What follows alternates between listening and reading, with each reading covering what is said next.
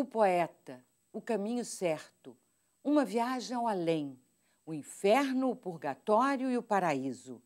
Um salto do pensamento medieval ao renascentista. É a Divina Comédia, de Dante Alighieri, o assunto de hoje em Cidade de Leitores.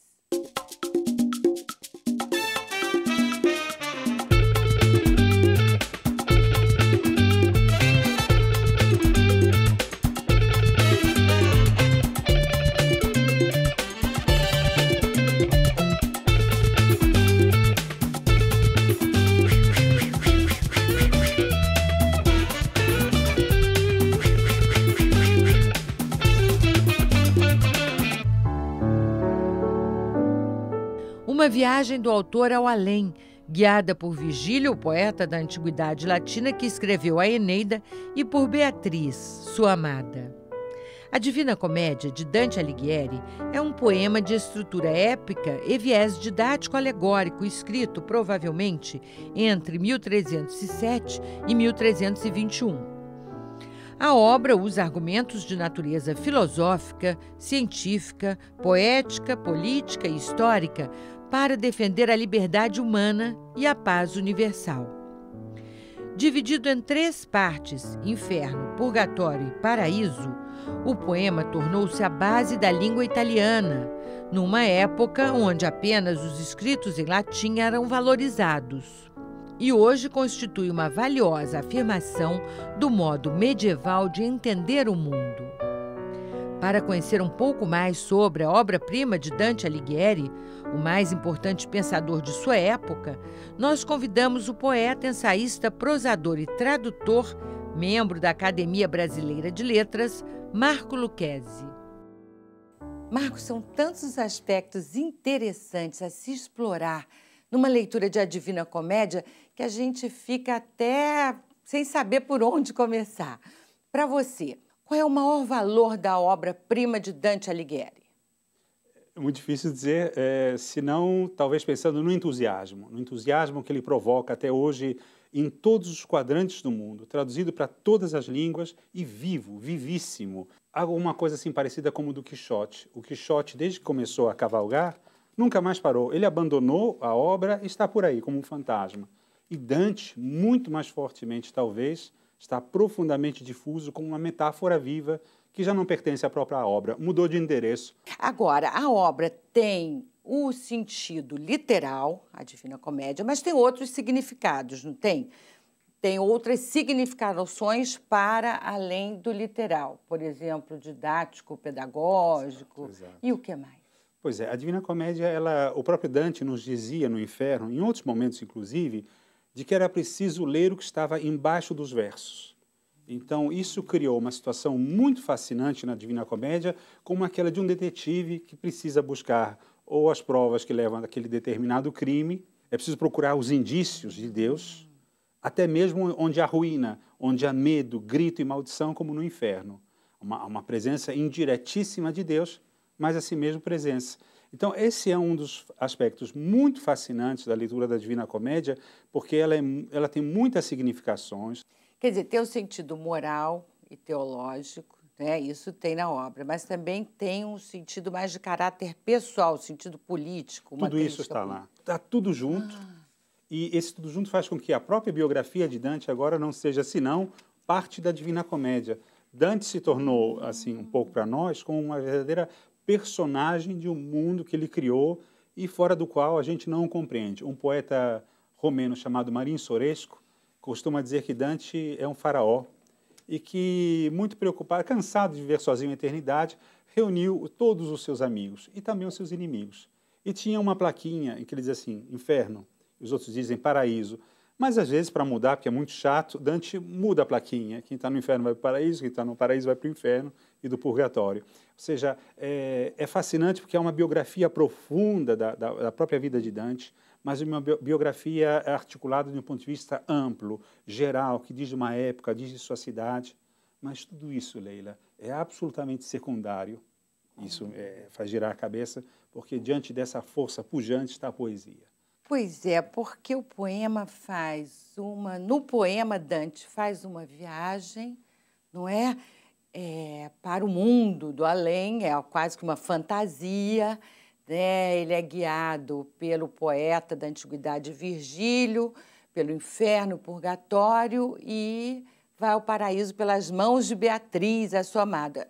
O que é de tão extraordinário nessa história, se a não ser a poesia, que vem há mais de 700 anos inspirando poetas, músicos, né? Pintores, até cineastas.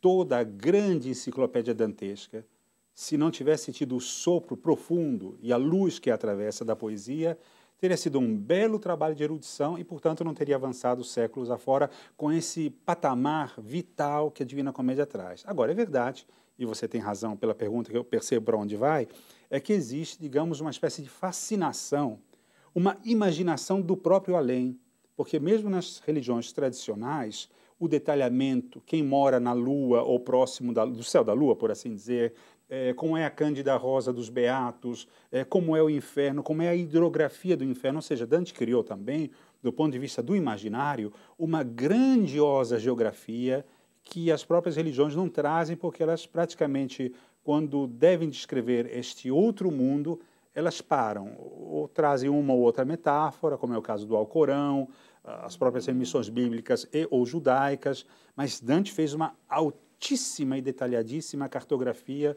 por um sopro poético que a tornou ainda mais bela e fascinante. Pois então, 100 gravuras do pintor surrealista Salvador Dalí estão na mostra Dalí, a Divina Comédia. Inspirada na obra de Dante Alighieri, a coleção é uma das mais originais já produzidas, com alusão ao mundo dos sonhos e do subconsciente. Eu fui conversar com o curador da exposição, Rodolfo de Ataíde. A entrevista você assiste agora. Trazer para o público 100 gravuras de Salvador Dalí, inspiradas numa das maiores obras da literatura mundial, é o objetivo da exposição Dalí, a Divina Comédia. Na década de 50 do século passado, em comemoração aos 700 anos de nascimento de Dante Alighieri, autor da Divina Comédia, o governo italiano encomendou a Dalí e a outros artistas a tradução em imagens desta obra-prima da literatura universal.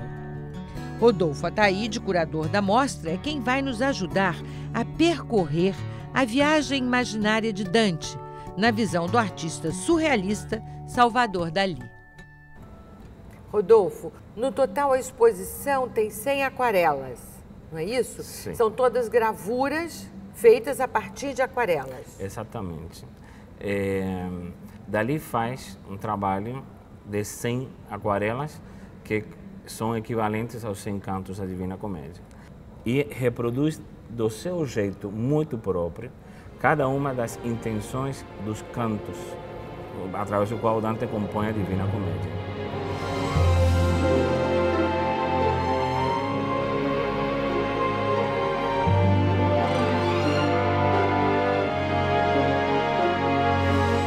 Esse trabalho todo foi feito por encomenda do governo italiano, né, no meados do século passado.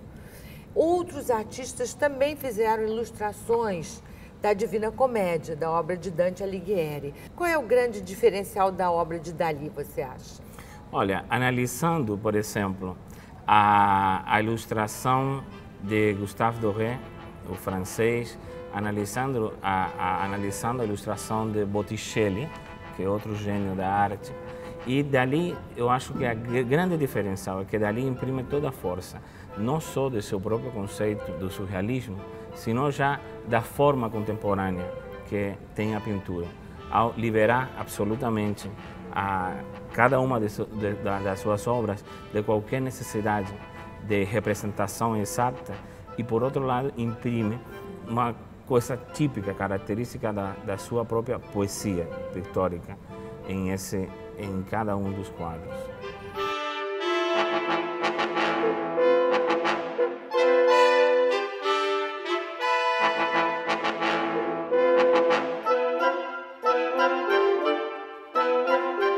Agora, Dalí trouxe para a obra também de Dante outras associações, por exemplo, a associação de Gala, esposa de Dalí, com a figura de Beatriz, a musa de Dante, não é?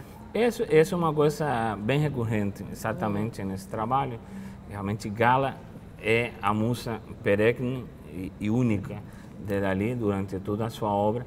E embora aqui não tenhamos, digamos assim, como em outras obras, uma descrição física característica de Gala, a associação é inevitável na forma em que Dalí sempre assume sua musa, ou seja, sua única musa é Gala. Então, todas essas outras musas, inclusive a de Dante, vêm se subordinar a essa musa fundamental da sua obra.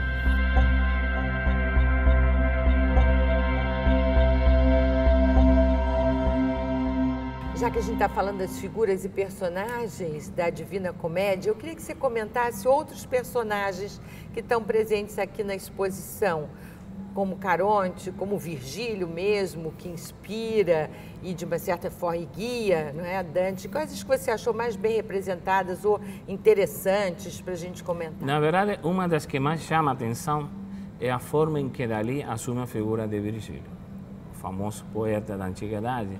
Ele é assumido através de uma figura feminina, que está no segundo quadro do Inferno. Eu também achei estranho. Imediatamente após a terceira, precisamente é a imagem do Caronte assumindo o barqueiro que leva precisamente ao paraíso, passando pelo inferno e pelo purgatório. Eu acho que essas imagens são bastante curiosas, o fato de Dalí assumir uma figura feminina para representar o poeta da antiguidade. Evidentemente, também tem essa possibilidade de se pensar que coloca o poeta como o sentido da musa, representado simbolicamente nesse guia que é Virgílio.